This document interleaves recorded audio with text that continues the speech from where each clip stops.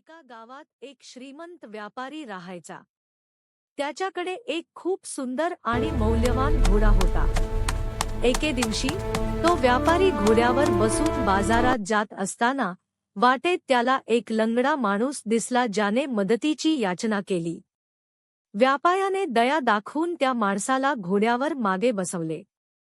पण शहरात पोहोचताच तो लंगडा माणूस म्हणाला, "उतर खाली, हा घोडा माझा आहे." दोघांचे भांडण सुरू झाले आणि ते न्यायाधीशांकडे पोहोचले. न्यायाधीशांनी दोघांचे म्हणणे ऐकले आणि घोडा एका रात्रीसाठी आपल्या तबेलात ठेवून घेतला. दुसऱ्या दिवशी न्यायाधीशांनी दोघांनाही वेगवेगळ्या वेळी घोड्यापाशी नेले. जेव्हा लंगडा माणूस जवळ गेला तेव्हा घोड्याने काहीच हालचाल केली नाही. पण जेव्हा व्यापारी जवळ गेला तेव्हा घोड्याने आनंदाने मान हलवली आणि खिंकाळला. न्यायाधीशांनी लगेच ओळखले की घोड्याचा खरा मालक कोण आहे. त्यांनी लंगड्या माणसाला शिक्षा दिली आणि व्यापाऱ्याला त्याचा घोडा परत केला.